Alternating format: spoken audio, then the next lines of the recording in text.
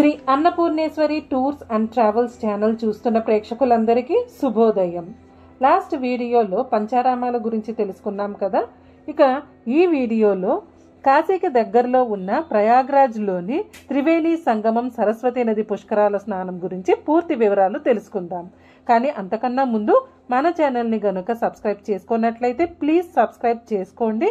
పక్కనే ఉన్న bell icon కూడా క్లిక్ చేయండి. అప్పుడే నేను అప్లోడ్ చేసే ప్రతి వీడియో కూడా మిస్ కాకుండా చూడవచ్చు. Please like, share and comment to.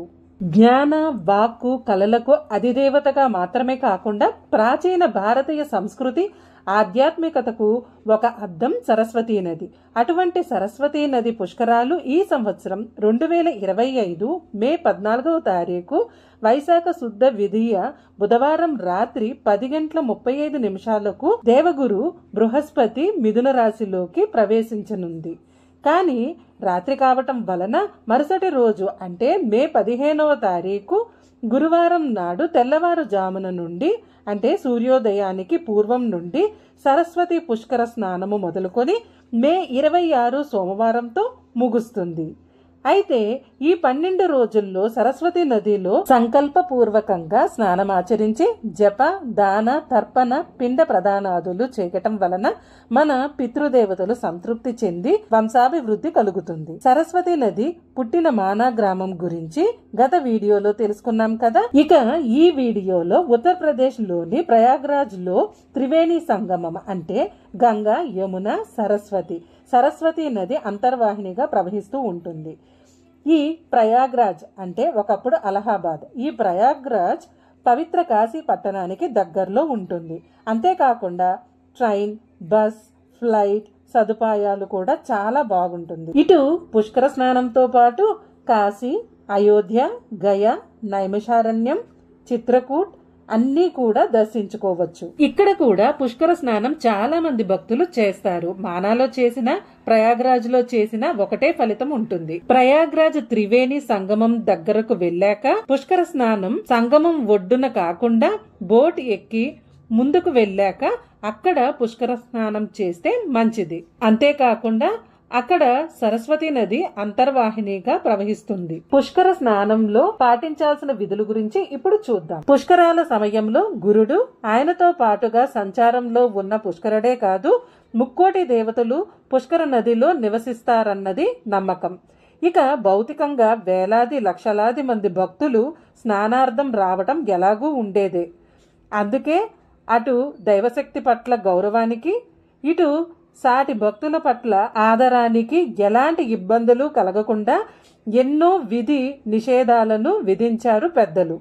సంకల్పాలు చెప్పుకోవడం, ఆర్ఘ్యాలు అందించడం వంటివి చేయని వారు సైతం అందరి మంచిని దృష్టిలో ఉంచుకొని ఏర్పరిచిన ఈ విధులను పాటించడం శ్రేయస్కరం. కడుపు నిండినప్పుడు భగవంతుడు గుర్తుకు రాడు కదా.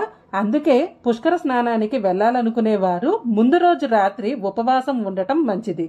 వీలైతే ప్రాతకాలంలో పుష్కర స్నానం చేస్తే మరీ మంచిది. స్నానానికి ముందు సంకల్పం చెప్పుకోవడం కుదరకపోతే కనీసం గోత్రనామాలను చెప్పుకొని భగవంతుని స్మరిస్తూ 3 సార్లు మునకలు వేయాలి. నగ్నంగా కాని అర్ధనగ్నంగా కాని స్నానం చేయకూడదు.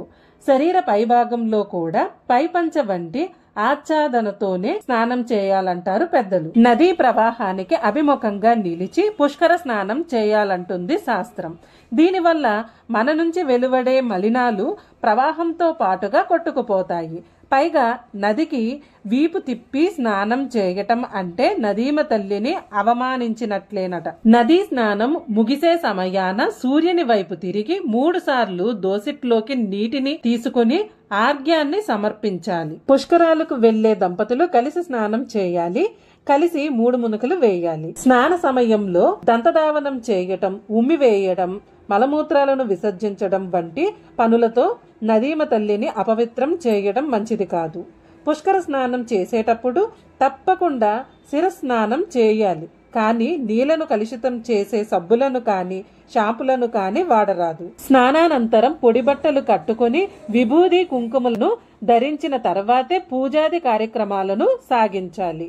స్నానం చేసిన తర్వాత పూజలు, పిండ ప్రదానం చేయాలనుకునేవారు ముందుగానే పసుపు, పూలు, కుంకుమ, గంధము, విభూది, అగరొత్తులు, కొబ్బరికాయలు, ఆవు పాలు, పెరుగు, నెయ్యి, నల్ల నువ్వులు, బియ్యం, విస్తరాకులు, వక్కలు, దర్భలు, రాగి చెంబు, బెల్లం వంటి సామాగ్రినంతా వెంట తీసుకువెళ్లడం మంచిది. స్నానానంతరం నదిని మాతృమూర్తిగా భావిస్తూ పసుపు, కుంకుమ, జాకెట్ ముక్క సమర్పించడం ఆనవాయితీ.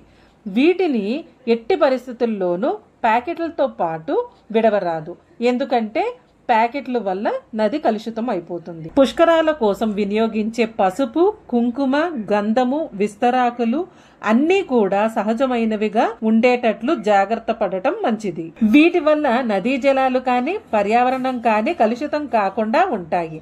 అంతేకాదు పుష్కర స్నాన సందర్భంగా నదిలో ఈత కొట్టడం, బట్టలు ఉతకడం నిషేధం అంటున్నారు పెద్దలు.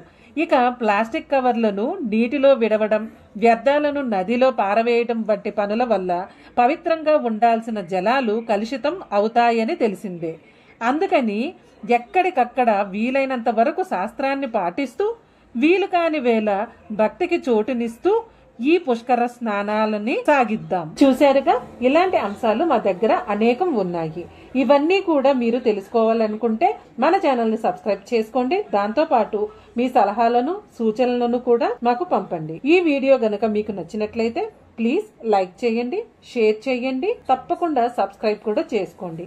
ధన్యవాదములు. సర్వే జన సుఖినో భవంతు.